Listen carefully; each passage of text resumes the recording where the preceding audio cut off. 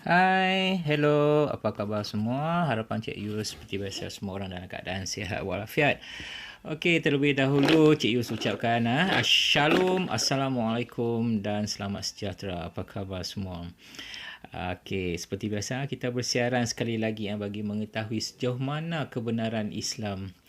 Okey, di mana setakat ini Cik Yus telah buktikan dari pelbagai sudut bahawa Islam adalah ajaran sesat yang Muhammad bawakan 1441 tahun yang lalu semata-mata untuk kepentingan dia. Sebab itu kita dapat lihat dalam banyak perkara semuanya melebihkan Muhammad, terutama dalam hal kewanitaan. Simple Cik Yus cakap. Muhammad ni merupakan seorang yang hidung belang atau kaki perempuan. Itulah hakikatnya. Apakah semua Muslim tak dapat nak lihat lagi sejarah hidup Muhammad yang penuh dikelilingi wanita dan dia boleh mendampingi mana-mana wanita yang dia suka.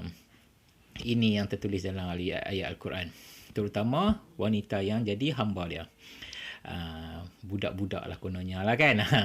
Dalam sejarah hidup Muhammad ni, dalam video-video terdahulu, Cik Yus telah kongsikan bagaimana Muhammad mempunyai anak luar nikah bersama Maryah binti Khaibtiyah, di mana Muhammad berzina dengan wanita ini terlebih dahulu sebelum kahwin. So selain Muhammad juga pernah memperkosa isteri orang setelah suami dan ahli keluarganya dibunuh sendiri oleh Muhammad, iaitu Safiyah. Apakah kelakuan sebegini yang dikatakan Nabi yang benar dan penyayang, Nabi yang cukup unggul kononnya? Macam ni kah memperkosa bini orang Nabi yang unggul kah? Cik Yus nak tanya. Memang tidaklah. Muhammad bukan seorang Nabi yang benar tetapi pemalsu yang mempunyai kepentingan sendiri.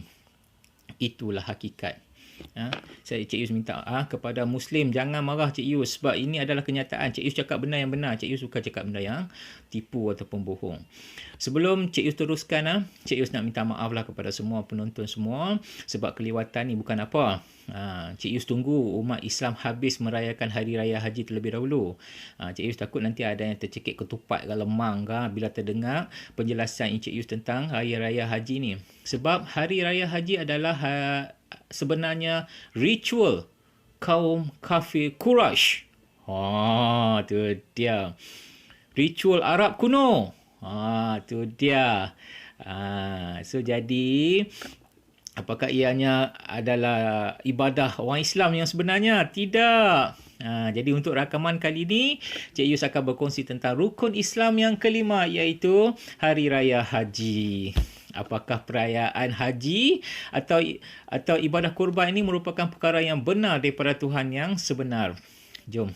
Mari kita lihat sejauh mana kebenaran ibadah haji ini. Okey, Cik Yus reveal satu persatu. Cik Yus akan bawa anda semua untuk melihat perkara ini sama ada benar ataupun tidak. Okey, Cik Yus mulai. Semua orang sedia tahu bahawa rukun Islam adalah rukun yang amat penting kerana rukun inilah yang membezakan sama ada orang itu Islam ataupun kafir. Kenapa Cik Yus sentuh rukun Islam? Kerana bagi orang Islam, rukun ini adalah amat penting dan mereka amat berpegang kepada rukun ini. Kerana rukun inilah yang membuatkan mereka amat setia kepada Islam, especially Muhammad. Pantang orang cakap pasal Muhammad. Oi, naik bulu roma apa semua ni orang Islam ni. Dan untuk itu Cik Yus tunjukkan bahawa rukun-rukun ini adalah palsu sebenarnya. Dan ianya hanyalah diciplak oleh Muhammad. Rukun yang keempat tu iaitu zakat. Zakat is normal. Lumrah. Dalam setiap ajaran ada bersedekah, zakat ni semua normal. Sebab zakat ni lebih kepada kita membantu yang susah. That's normal. So tak ada masalah benda tu. Tapi yang empat lain ni, yang rukun ni, Cik Yus akan sentuh rukun yang pertama tentang syahadah, kemudian dalam video yang akan datang Cik Yus akan reveal benda tu. Cik Yus sentuh dah tentang semayang, Cik Yus dah sentuh tentang puasa, sekarang Cik Yus akan sentuh tentang haji sebab baru raya haji kan. Okey. Alright. Video-video terdahulu, okay, Cik Yus telah sentuh beberapa rukun Islam. Cik Yus ulang lagi sekali lah. Tentang semayang 5 waktu. Ini Cik Yus sentuh balik untuk kita recap balik.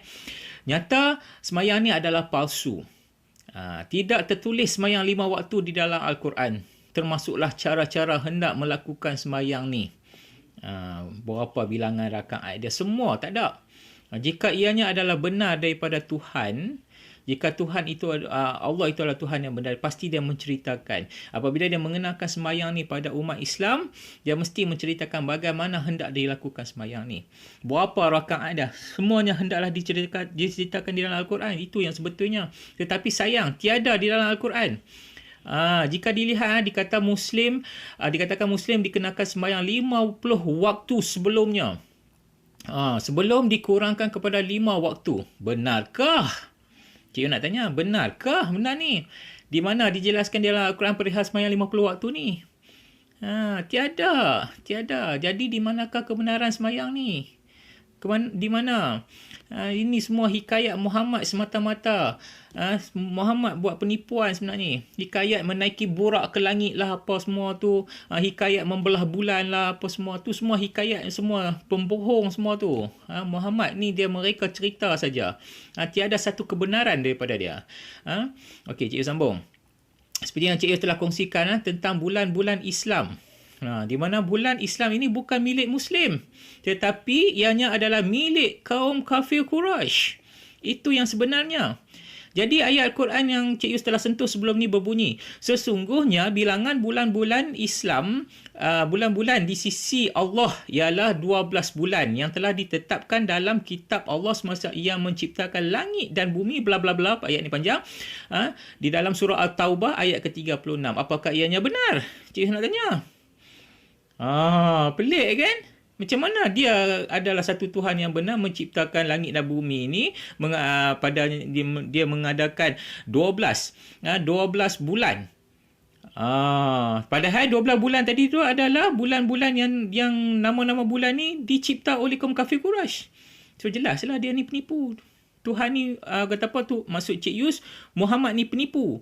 Allah ni bukan Tuhan, dia mengadakan benda tu. Apakah benar benda ni? Terangan ia adalah penipuan Muhammad. Terang-terangan. Sebab bulan Islam ini dicipta oleh Khilab bin Murrah, seorang kafir. Okey, Cik Yus recap balik apa yang Cik Yus pernah sentuh sebelum ni. Orang yang bertanggungjawab terhadap nama-nama bulan Islam ini ialah Khilab bin Murrah yang merupakan moyang kelima sebelum Muhammad, yang merupakan pemimpin yang amat disegani oleh kaum kafir Quraisy. Dialah yang bertanggungjawab mencipta nama-nama bulan-bulan Islam ni. Takkanlah ajaran Islam kaum kafir Quraisy pula yang mencipta nama bulan Islam. Pelik kan? Tentulah sepatutnya orang Islam, tapi ini orang kafir ni. So menunjukkan adalah penipuan Muhammad. Okey, 150 tahun sebelum Muhammad dilahirkan, benda ni telah berlaku. Perkara ni telah berlaku. Khilab bin Murrah ni telah mengumpulkan pemimpin-pemimpin kafir Quraisy untuk menamakan nama-nama bulan ini bagi memudahkan untuk memahami gerakan waktu dalam tempoh bulan dan tahun. Itu tujuannya dia buat benda tu. Muhammad ni dia menciplak, dia meniru benda ni. Jika anda lihat di dalam surah ayat Taubah tadi, ayat surah yang ke-9 ayat 36 itu dinyatakan kitab Allah. Cik nak tanya, kitab yang mana satu? Kitab mana? Bible? Memang tidak lah. Memang sah tiada dalam Bible. Sedangkan dalam Al-Quran sendiri pun tak tercatat nama-nama bulan Islam ni. Jadi kitab yang mana satu yang Allah maksudkan? Kitab apa? Nampak? Penipuan. Jadi menunjukkan Allah bukanlah Tuhan yang benar yang menciptakan alam ini seperti yang dinyatakan di dalam ayat tersebut. Malah Muhammad mencipta ajaran lain dan menjadikan satu ajaran baru, iaitu Islam. Itulah yang sebenarnya.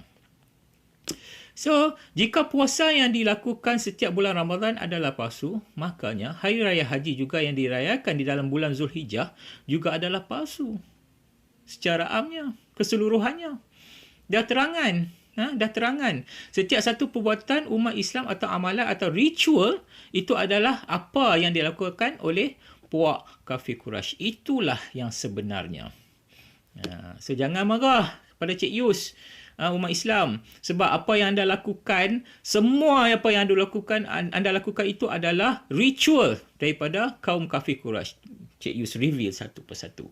Cik Yus bagi nampak apa yang anda buat, sembahyang ke apa semua tu, semua ni datang daripada puak kaum kafir Quraisy. Untuk makluman anda, Allah ialah Tuhan kaum kafir Quraisy. Inilah yang sebenarnya. Sebelum Allah ini diislamkan oleh Muhammad. setelah menawan Mekah.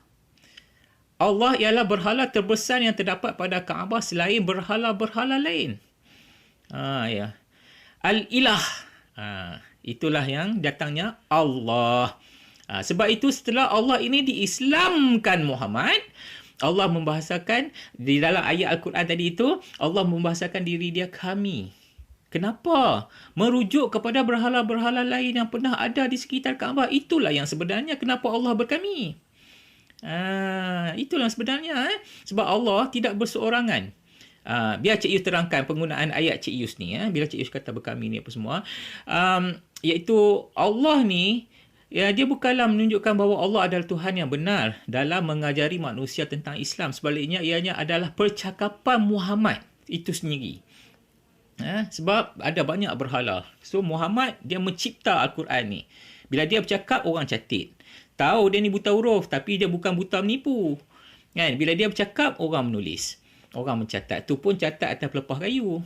Berterabuk. Habis macam mana penyusunan Al-Quran tu? Nanti Cik Yus masuk ada bab-bab lain. So, jadi di sini Allah ini adalah boneka kepada Muhammad. Untuk Muhammad lakukan apa saja yang dia suka. Itulah hakikat dia. Okey, selain itu, Cik Yus nak sebut.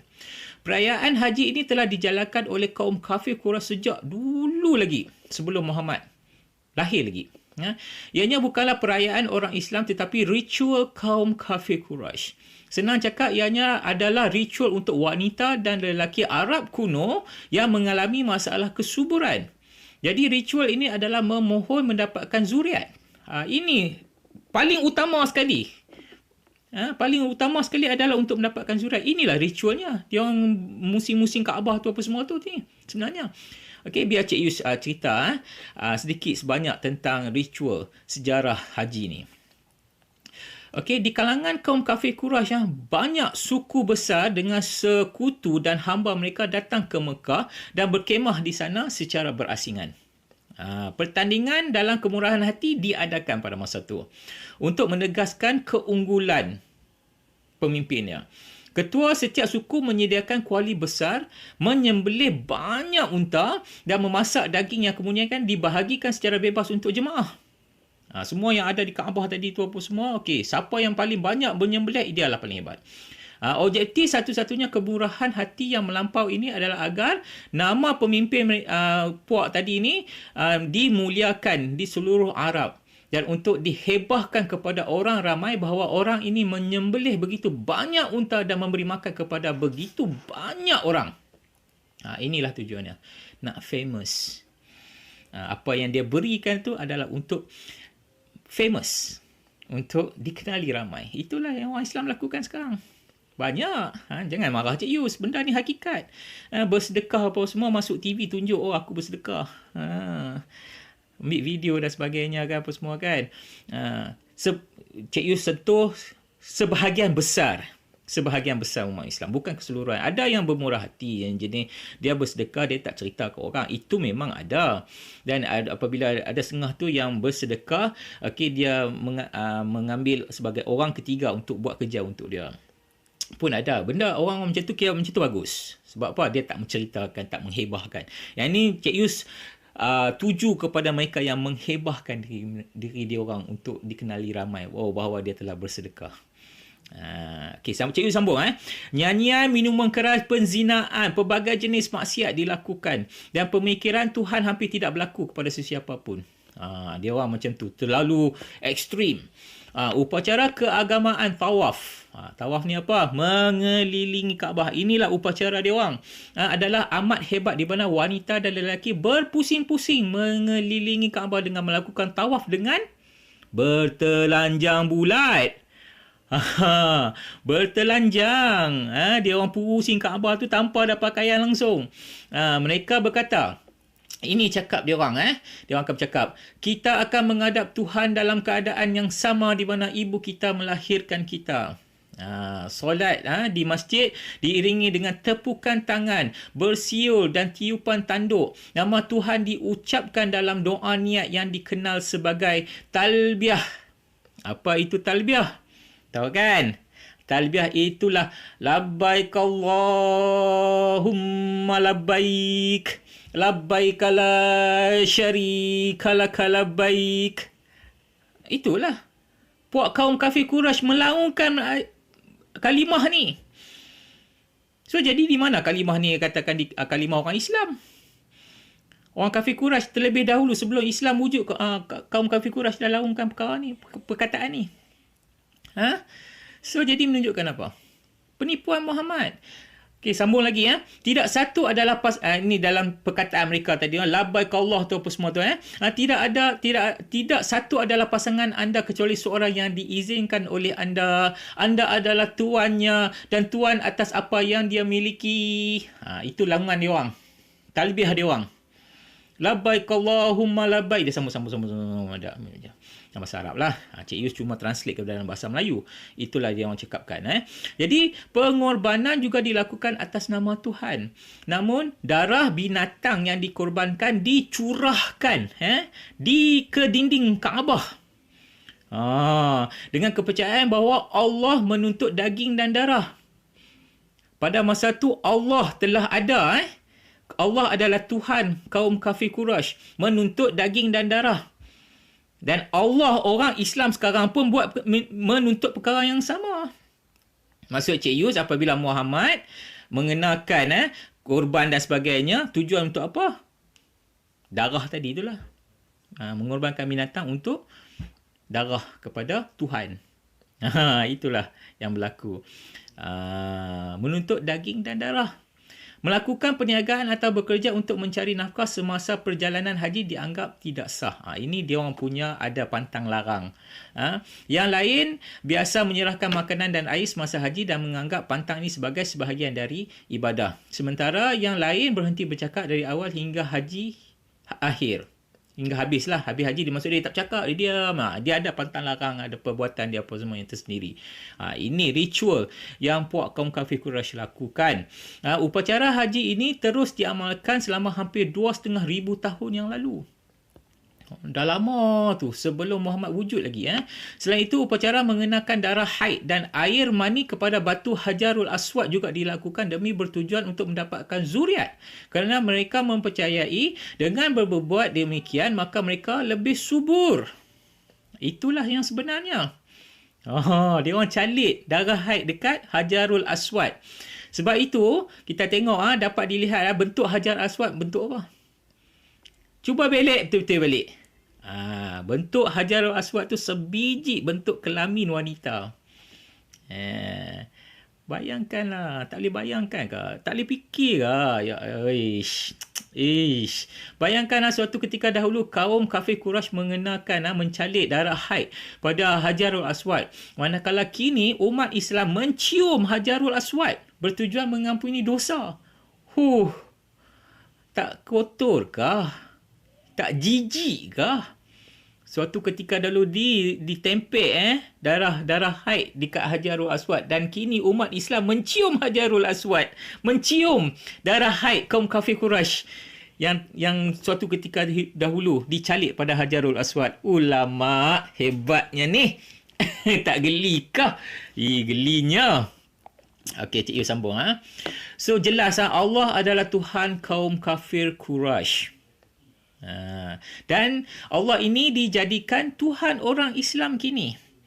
Bukan setakat bulan sahaja yang Muhammad tiru dan dijadikan bulan Islam, malah Tuhan kaum lain juga Muhammad jadikan Tuhan orang Islam.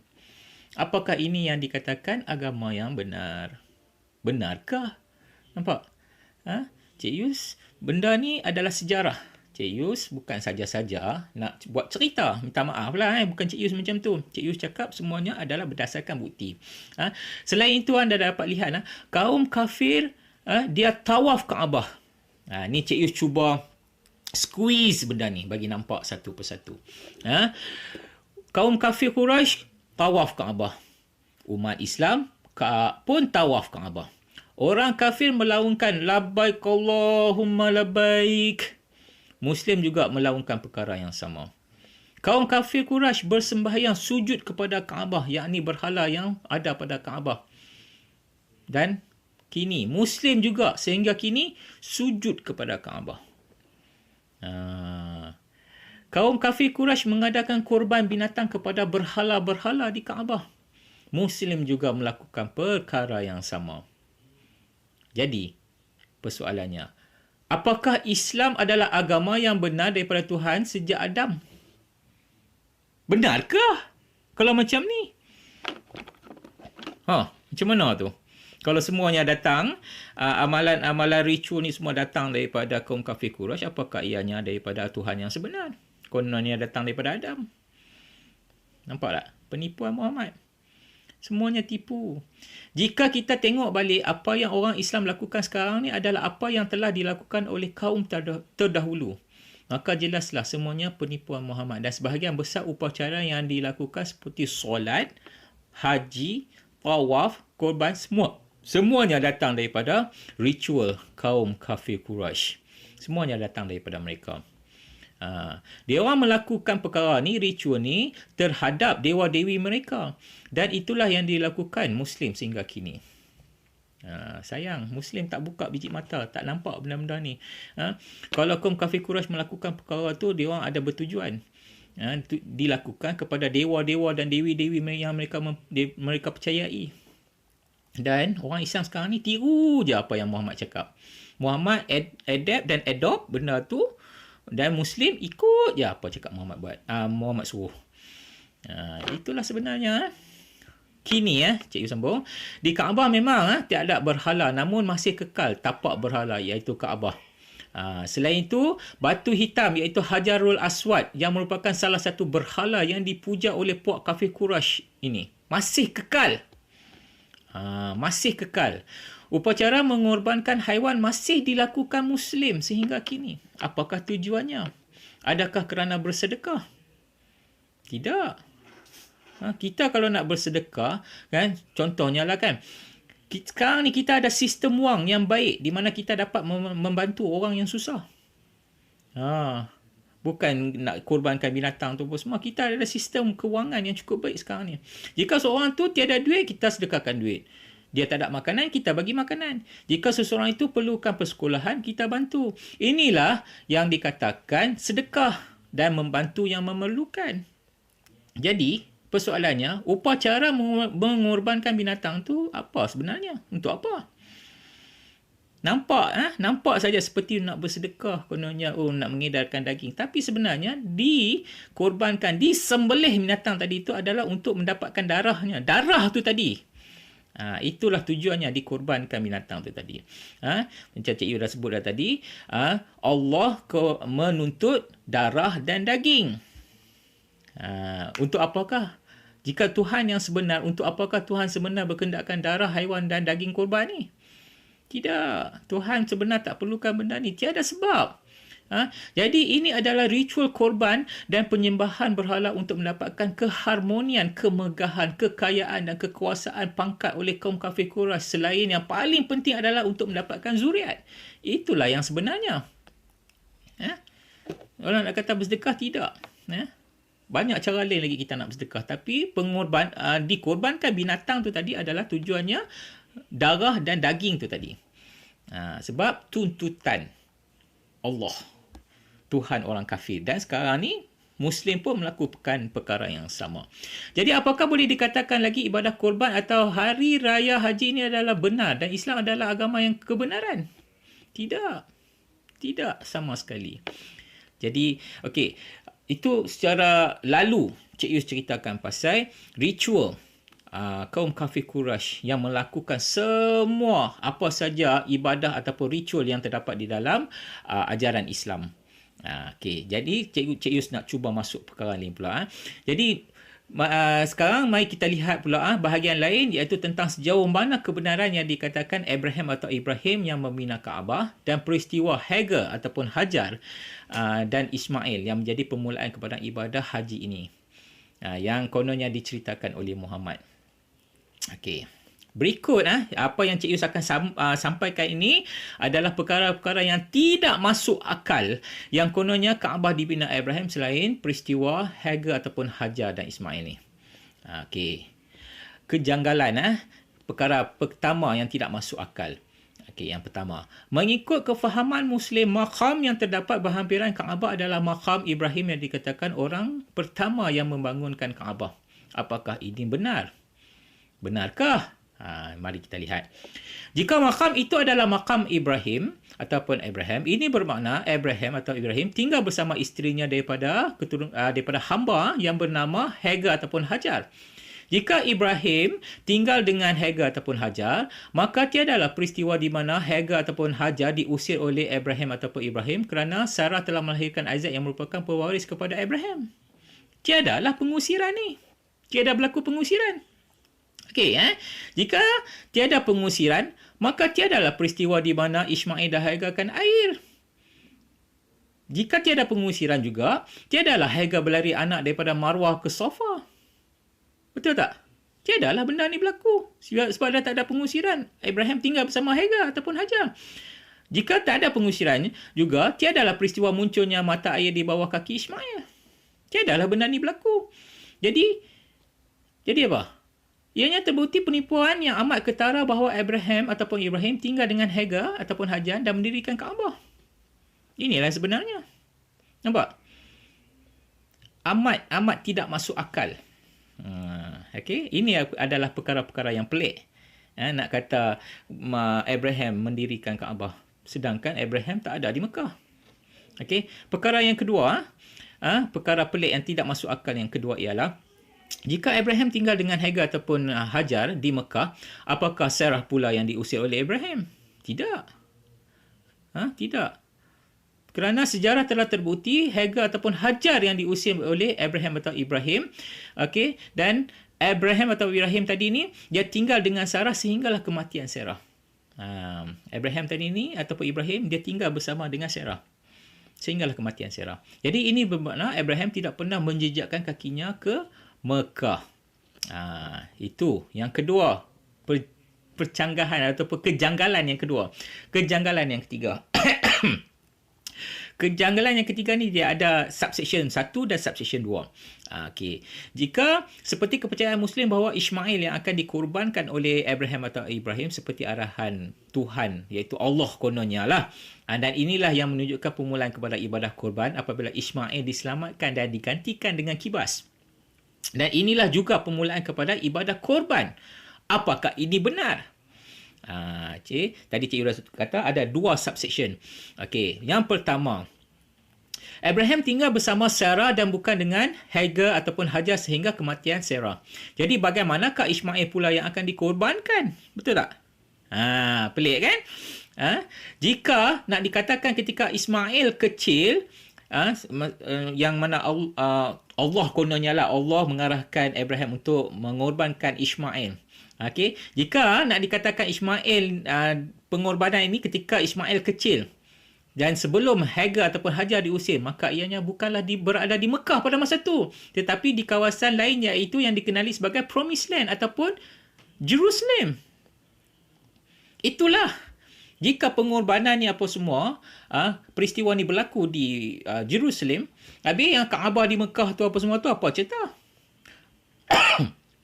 Nampak? Maka ini menunjukkan bahawa Kaabah tidak dibina oleh Abraham ataupun Ibrahim. Ibrahim tidak pernah menjejakkan kakinya di Mekah.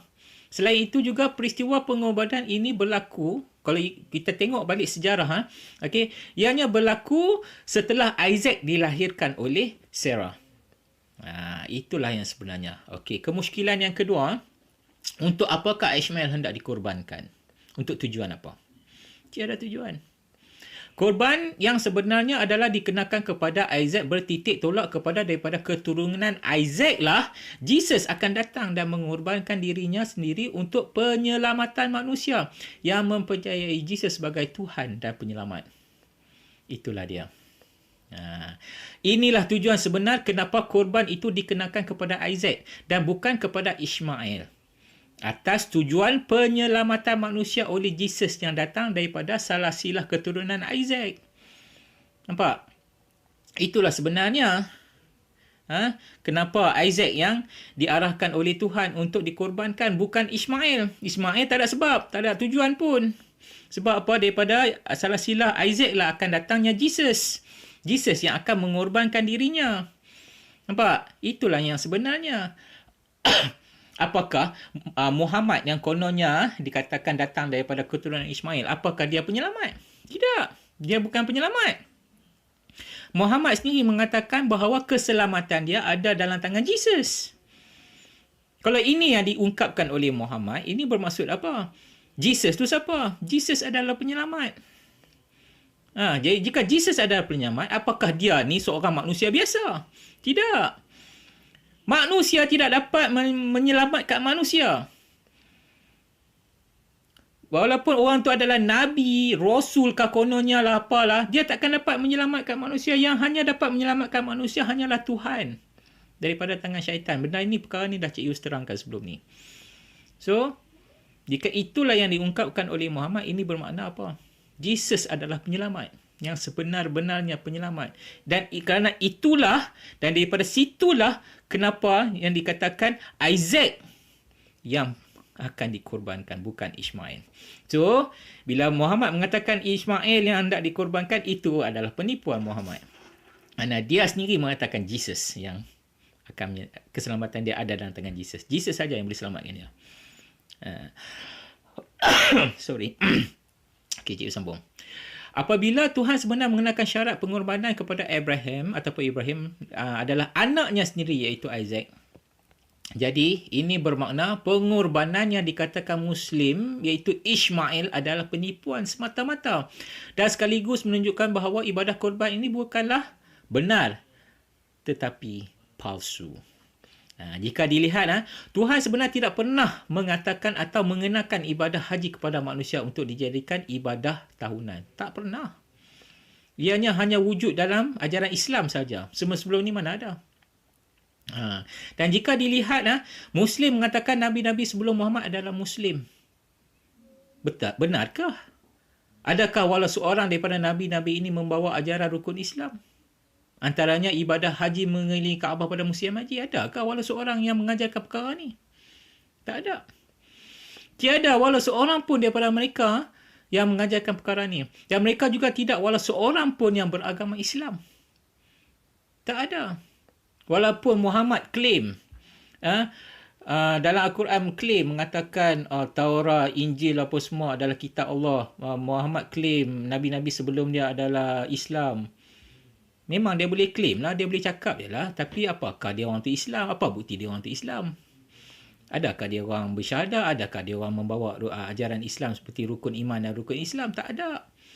Tak ada. Takkan nak claim, siapa-siapa boleh claim. Tapi apa pembuktiannya? Itu yang penting. Tak ada pembuktian langsung. Jadi ini menunjukkan Muhammad ni adalah penipu. Dia seorang-seorangnya yang dikatakan kononnya dia ni adalah Nabi daripada keturunan bangsa Arab, sedangkan Nabi-Nabi lain daripada keturunan Yahudi. Apa cerita? Benar lagi kah dia ni? Nampak sangat dia ni penipu. Nampak tak Nampak. So jadi tiada walau seorang daripada mereka Nabi-Nabi yang Cik Yu sebut tadi ni kan, yang kononnya Muhammad claim itu ini apa semua adalah seorang Islam. Tak ada seorang pun. Mereka juga tidak walau seorang pun yang pernah mengajarkan ajaran Islam. Jadi ibadah korban ini adalah ibadah siapa dan kaum apa? Cik Yu nak tanya. Cik Yu dah ceritakan tadi kan? Itulah ibadah atau ritual oleh kaum kafir Quraisy. Itulah yang sebenar-benarnya. Okey, percanggahan ataupun kejanggalan yang keempat. Isteri kepada Abraham bukan hanya Sarah dan Hagar ataupun Hajar sahaja. Ibrahim ataupun Abraham mempunyai isteri yang ketiga yang bernama Keturah. Ini adalah sejarah. Di manakah di dalam Al-Quran yang menceritakan tentang Keturah, isteri ketiga Abraham? Adakah? Tiada. Jika Al-Quran itu adalah kitab yang benar, Allah itu adalah Tuhan yang benar, pasti ada menceritakan pasal Keturah di dalam Al-Quran. Tapi tiada. Bersama Keturah, Abraham mempunyai beberapa putera lain seramai 6 orang. Dan Abraham tinggal bersama Keturah sehinggalah Abraham meninggal dunia pada usia 175 tahun. Inilah yang sebenarnya sejarah yang benar-benar berlaku. Dan ini bermakna Abraham tidak pernah menjejakkan kaki di Mekah dan membina Kaabah. Bagi membuktikan apa yang Cik Yus cakap ni, Cik Yus tunjukkan di dalam Bible tentang Keturah. Hang on. Okey, untuk pembuktian ni Cik Yus bawakan anda dalam buku Bible, buku Genesis chapter 25 verse 1 hingga verse yang keempat. Anda boleh lihat di situ dengan jelas, sejelas-jelasnya ini Cik Yus bacakan. Abraham again took a wife and her name was Keturah, and she bore him Zimran, Jokshan, Medan, Midian, Ishbak and Shuah. Jokshan begot Sheba and Dedan, and the sons of Dedan were Ashurim, Letushim, and Leumim. And the son of Midian were Ephah, Hanok, Abidah, and Eldah. All these were the children of Keturah. Jelas Sejelas-jelasnya diceritakan di dalam Bible tentang Keturah. Kenapa di dalam Al-Quran tidak diceritakan pasal Keturah? Nampaknya itu adalah penipuan Muhammad. Ini Cik Yus buktikan bahawa Abraham tidak pernah menjejakkan kakinya ke Mekah. Hang on.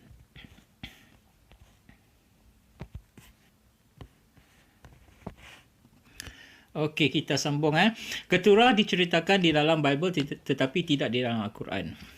Okey, jadi ini bermakna Muhammad menipu, membawa ajaran baru dengan mengaitkan Abraham ataupun Ibrahim dalam ajaran ini bagi menarik orang ramai untuk menganuti Islam dan membenarkan Islam. Sebab apa? Sebab Islam ni adalah agama ataupun ajaran palsu, ajaran sesat. Jadi untuk menarik orang untuk melihat kononnya ia adalah kebenaran. Okey, sebab Abraham, apa yang Abraham ceritakan yang dilakukan oleh Abraham adalah daripada Tuhan yang sebenar. Jadi bagi menarik perhatian orang, inilah yang Muhammad lakukan. Dia kaitkan dengan Abraham pula. Selain dia adopt apa saja daripada kaum kafir Quraisy, dia kait pula dengan Christianity ni, ajaran-ajaran Nabi sebelum ni. Dia kait pula dengan Ibrahim dan sebagainya untuk menguatkan dia punya ajaran baru ni. Inilah Muhammad. Macam mission photostat lah pula jadinya. Alright. Pencanggahan yang kelima. Selepas kematian Sarah, isteri pertama Abraham, Abraham telah membeli tanah di Machpelah berdekatan dengan Mamre dan mengemudikan isterinya Sarah di dalam gua yang berada di situ yang bernama Cave of Machpelah. Selepas kematian Sarah, Abraham telah menikahi Keturah dan tinggal bersamanya sehinggalah kematian Abraham. Apabila Abraham meninggal dunia pada usia 175 tahun, anaknya sendiri iaitu Isaac dan Ishmael menguburkan sendiri Abraham ataupun Ibrahim di kuburan yang sama di sebelah isterinya Sarah di dalam gua yang sama, iaitu gua Cave of Machpelah. Ni Cik Yus buktikan. Hang on. Okey, bagi membuktikan kebenaran cakap Cik Yus ni, Cik Yus ambil daripada buku Genesis chapter 25 verse 9 hingga 10. Okey, anda boleh lihat di situ, tertera dengan jelas. Cik Yus bacakan. And his sons Isaac and Ishmael. Nampak? Nampak jelas kat situ. Buried him in the cave of Machpelah, which is before Mamre, in the field of Ephron, the son of Zohar, the Hittite. Okay, the field which Abraham purchased from the sons of Heth. There Abraham was buried, and Sarah his wife. And it came to pass after the death of Abraham that God blessed him son Isaac, and Isaac dwelt at Beer Lahai Roi. Oh, Cik Yu dah terlebih satu verse.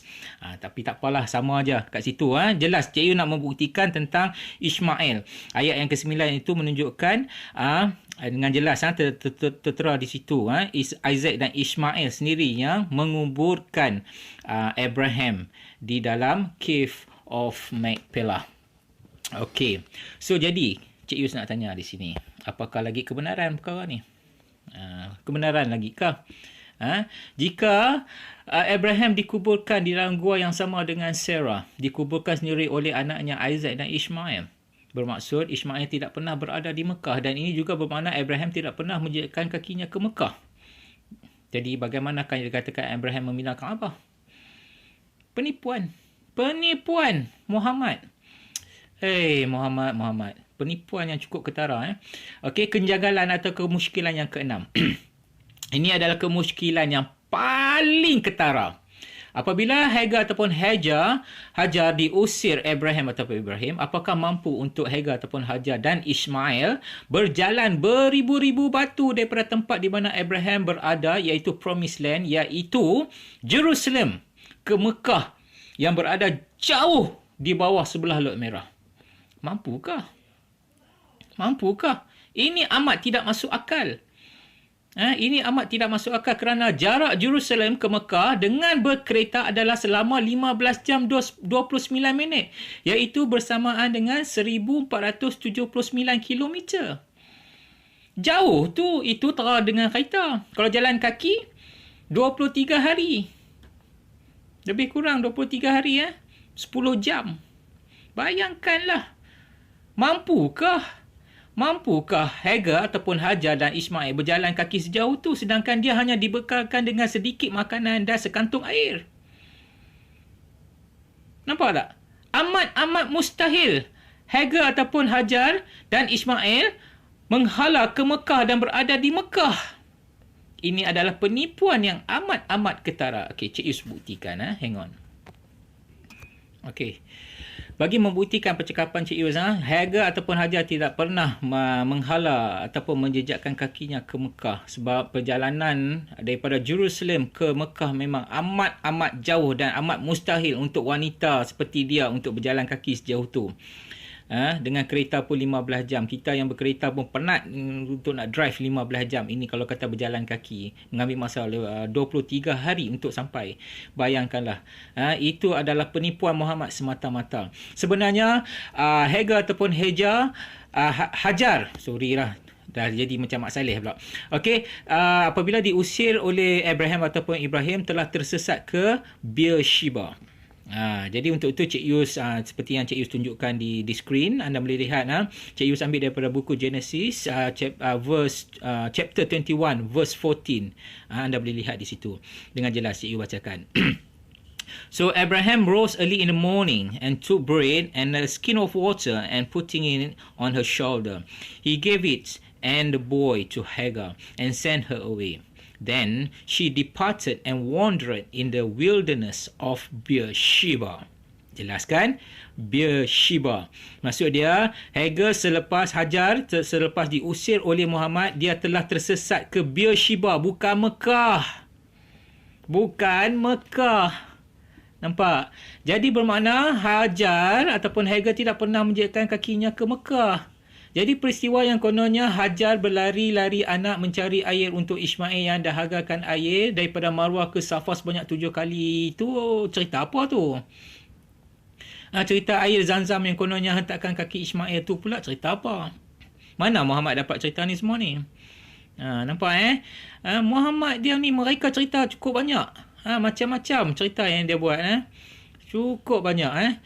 Jadi Hajar dan Ismail ni tidak pernah berada di Mekah. Ini hanyalah semata-mata penipuan Muhammad. Muslim tak nampak-nampak lagi kah? Ini adalah yang paling ketara sekali.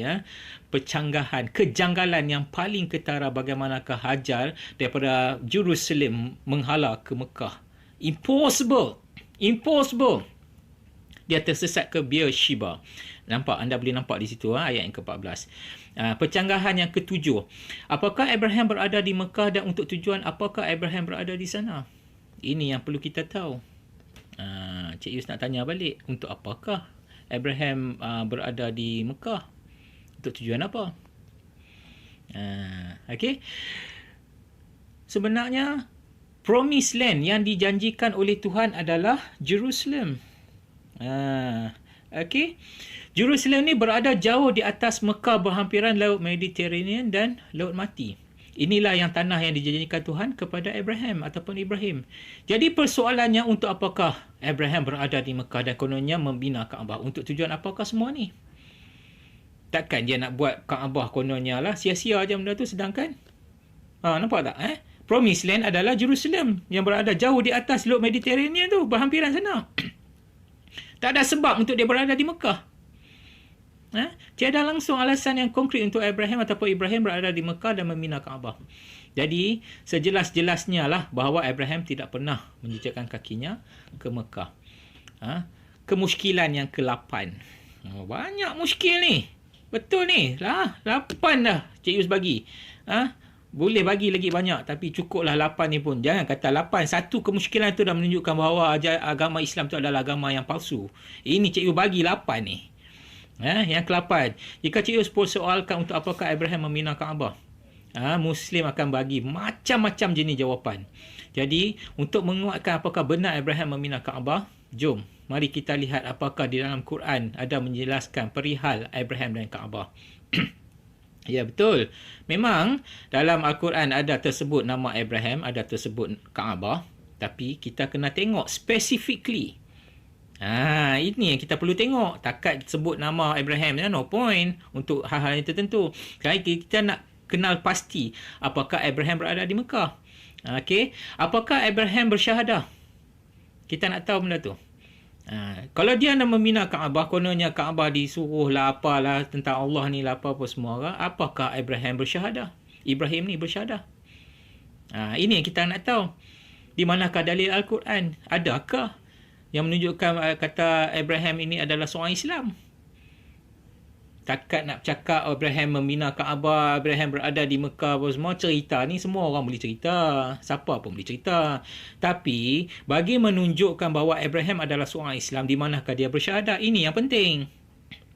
Adakah ayat Al-Quran? Tiada.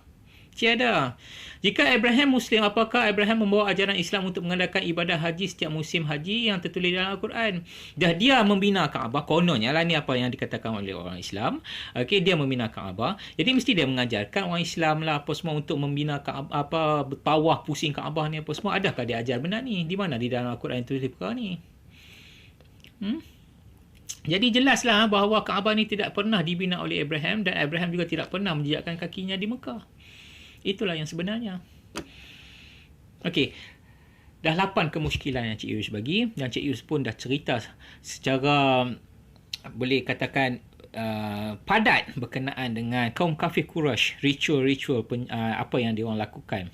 Okey. Jadi Cik Yus buat kesimpulan di sini, rumuskan balik apa yang berlaku tentang ritual kaum kafir Quraisy dan bukti-bukti daripada Bible yang Cik Yus telah tunjukkan tadi. Okey, 8 kemusykilan, kejanggalan yang tak masuk akal yang mana Abraham tidak kononnya dikatakan berada di Mekah sedangkan dia tak berada di Mekah. Begitu juga dengan Hajar dan Ismail. Okey. Jadi di situ kesimpulannya ialah daripada Bible ini, okey, ditulis seperti tadi Beersheba apa semua ni. Terdapat benar nama-nama yang disebut di dalam Bible ni. Okey, nama-nama tempat itulah apa semua, Jerusalem, okey, semuanya tempat itu kekal wujud sampai sekarang. Ini menunjukkan bahawa Bible menceritakan perkara yang benar. So, segala peristiwa yang berlaku berhubung dengan Abraham, apa sajalah cerita pasal Abraham ni dengan Hagar, Ismail, Isaac apa semua ni, tiada langsung kaitan dengan Mekah dan Kaabah. Tiada langsung. Tak ada kaitan. So, melalui sejarah kaum kafir Quraisy yang Cik Yus telah ceritakan tadi, maka jelaslah bahawa Kaabah bukan dibina oleh Abraham ataupun Ibrahim, tetapi kaum kafir Quraisy ini sendiri. Dan mereka lah yang melakukan upacara haji dan korban kepada berhala yang berada di Kaabah. Itulah dia. Dan selepas Muhammad menakluki Mekah, upacara ini masih berlangsung.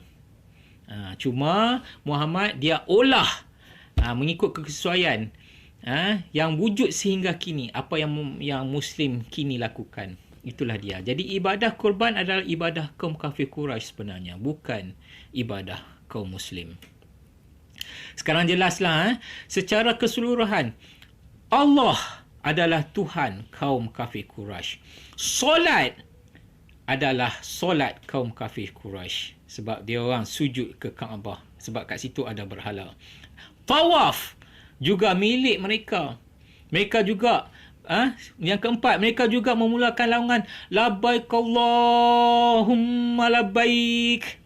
Milik mereka, milik kaum kafir Quraisy, tapi orang Islam melaungkan perkara laungan yang sama. Nampak? Seterusnya, puasa juga adalah milik mereka. Kerana mereka juga berpuasa, itu adalah ritual mereka. Bulan-bulan yang mereka cipta, semua bulan-bulan Islam tadi itu adalah ciptaan mereka. Ciptaan kaum kafir Quraisy. Kini menjadi milik Islam. Diciplak oleh Muhammad. Korban yang keenam. Korban yang mereka lakukan untuk pemujaan berhala. Masih ditiru oleh Muslim. Nampak? Banyak. Semua perbuatan Muslim dalam ritual ibadah Muslim sekarang ni, semuanya datang daripada kaum kafir Quraisy. So, apa maksudnya di sini? Islam itu adalah apa? Agama apa sebenarnya? Agama daripada kaum kafir Quraisy sebenarnya. Muhammad cuma menciplak, adapt dan adopt menjadi agama yang baru. So menunjukkan Muhammad menjadikan semua ritual dan pemujaan berhala kaum kafir Quraisy, dia adopt, mengevolusikan semua perkara-perkara ni menjadi satu amalan yang baru yang Muslim lakukan sehingga kini. Itulah dia. Cik Yus dah sebut. Even Allah, Tuhan yang Muslim sembah itu adalah datangnya daripada Tuhan kaum kafir Quraisy itu sendiri. Ini bermaksud apa? Allah bukanlah Tuhan orang Islam, dan Allah bukanlah Tuhan. Ianya adalah berhala kaum kafir Quraisy. Tuhan kaum kafir Quraisy pun ditiru, dijadikan Tuhan orang Islam. Dan bukan itu sahaja, Muslim juga claim Tuhan yang tersebut di dalam Bible juga Tuhan orang Islam. Kononnya Tuhan yang sama. Di dalam video yang terdahulu yang Cik Yus sebelum ni, Cik Yus dah sebut perbezaan di antara Allah dan Bapa. Jelas Cik Yus dah bagi perbezaan yang cukup utara. Cukup banyak perbezaan di antara Allah dan Bapa. Muhammad ni dia bawa satu ajaran baru ni, dia cukup dahsyat lah dia ni Muhammad ni. Dia cipta semua, dia ceplak, dia adapt, dia adopt, dia change, dia evolusi, dia create apa semua. Oh, cukup hebat lah. Dan dia buat satu agama yang baru. Semua agama, banyakkan agama ni kan, daripada pelbagai ajaran apa semua ni, dia jadikan satu yang baru. Itulah dia. Tapi hakikatnya kebanyakannya datang daripada kaum kafir Quraisy. Sebab dia sendiri adalah datang daripada kaum yang menyembah berhala, kaum kafir. Muhammad itu adalah datang daripada kaum kafir Quraisy. Bagaimana dia boleh jadi seorang nabi yang benar? Nampak tak? Tidak ada walau seorang nabi yang diutuskan oleh Tuhan yang sebenar menyembah berhala. Pernahkah Moses ataupun Musa menyembah berhala? Pernah. Lain-lain nabi pernahkah menyembah berhala? Adakah? Pernahkah? Tak pernah. Tengok balik keturunan dia orang ni. Adakah datang daripada keturunan penyembah berhala? Tak ada. Cuma Muhammad ni seorang saja yang datang daripada keturunan penyembah berhala. Nampak Muslim, Cik Yus tahu yang benar ni memang pahit untuk ditelan. Cik Yus minta maaf. Cik Yus bukan saja-saja suka-suka nak sakitkan hati. Tak ada niat nak sakitkan hati ke apa ke. Ini bukan Cik Yus. Cik Yus cuma berkongsi apa yang benar. Okey. Ini adalah untuk anda lihat kebenaran. Jangan ditipu oleh Muhammad. Sebab Muhammad bukan seorang Nabi. Kalau dia seorang Nabi, dia pasti bermukjizat. Dia satu-satunya orang yang tak ada mukjizat. Nampak tak? So itu dah satu perkara. Di antara banyak perkara. Okey, satunya yang menunjukkan bahawa dia adalah palsu. Nabi palsu. Sebab Jesus dah sebut sebelum ni, berhati-hati selepas dia akan ada Nabi palsu. Itulah dia Muhammad. Okey, so berhati-hatilah. Cik Yus bukan apa, Cik Yus share benda ni untuk kebaikan semua. Sebab Tuhan, Cik Yus, Jesus sendiri, okey, meminta orang daripada pengikut-pengikut dia yang terdahulu sehinggalah kami kini untuk share the word, menceritakan kebenaran kepada semua agar banyak nyawa untuk diselamatkan. Itulah sebenarnya yang Cik Yus lakukan. Cik Yus tak dapat apa-apa pun. Cik Yus tak dapat duit, tak dapat apa semua. Cik Yus ada duit ke apa ke semua sekarang ni atas usaha sendiri Cik Yus. Tak ada orang bagi duit ke Cik Yus. So jadi jangan salah faham kononnya ada mulut-mulut bercakap kononnya Cik Yus dapat duit church lah, itulah inilah, semua pembohong. Dia orang tak ada bukti benda tu. Dan ada juga kononnya antara yang ni bila Cik Yus cakap benda-benda macam ni, perkara-perkara yang betul ni, dia orang kata oh Cik Yus ni banyak menipu dan sebagainya. Cik Yus gunakan dalil daripada Bible, daripada Quran. Apakah Cik Yus menipu lagi? Apabila Cik Yus menggunakan Google, oh marah orang tu. Ada seorang beberapa orang Muslim kata alah apa pakai Google. Cik Yus nak bagi tahu kat sini, kerana Google lah engkau dapat ilmu. Kalau tanpa Google engkau duduk dalam hutan tu, kau tak tahu apa langsung. Google lah yang banyak membantu ciptaan orang kafir. Kerana Google lah menjadi satu dunia tanpa sepadan. Kau dapat ilmu macam-macam dalam Google ni. Kau nak apa? Kau Google je, kau dapat semua ilmu. Kau tanpa Google, kau duduk apa? Dapat apa? Duduk dalam gua je. Tak dapat apa pun. Kau tengok langit, tengok bulan, tengok bintang, tengok matahari. Itu je lah. Kau tengok keliling kau. Itu je lah. Tahukah apa yang berada di sebalik bumi belah sana? Tak tahu. Tapi Google menunjukkan semua apa yang ada. Nampak tak? Kehebatan Google. Itu pun dihina Google ni. Hebat tu lah Muslim ni. Cukup suka sangat memaki hamun, menghina orang. Minta maaf lah cikgu cakap macam ni. Sebab ini adalah kebenaran. Ini adalah kebenaran. So apapun, haraplah Cik Yus memang, tujuan Cik Yus adalah untuk membuka mata, membuka hati agar ramai yang mendapat hidayah. Agar dapat di banyak nyawa-nyawa diselamatkan oleh Jesus. Apabila mempercayai Jesus sebagai Tuhan dan penyelamat, maka kamu akan selamat. Kerana Jesus satu-satunya jambatan kepada kita, menghubungkan kita dengan Bapa, dengan Tuhan. Dengan Jesus lah jambatan kepada kita untuk berada di kerajaan syurga. Jesus lah yang menyatukan kembali kita dengan Tuhan. Sebab tu dia datang dalam rupa manusia untuk menyelamatkan kita. Sebab kita dah terpisah dengan Tuhan. Apabila Adam memakan buah larangan, melakukan satu perkara yang dilarang oleh Tuhan, daripada situ kita terpisah dengan Tuhan. Jadi nak menyatukan kita dengan Tuhan ni siapa? Itulah Tuhan sendiri, iaitu Jesus. Tiada manusia yang boleh lakukan perkara ni. Itulah Jesus. So itulah yang Cik Yu sampaikan. Cik Yu memang harap sangatlah semua orang mempercayai Jesus. Kerana dialah satu-satunya penyelamat. So bukalah mata anda untuk melihat perkara kebenaran ni. Untuk itu Cik Yu tutup di sini. Dan Cik Yu harap anda semua berjumpa dengan apa yang anda cari. Anda mendapat hidayah. In Jesus' name, I pray to all of you. Amen. Amen. Hallelujah. Amen. Amen.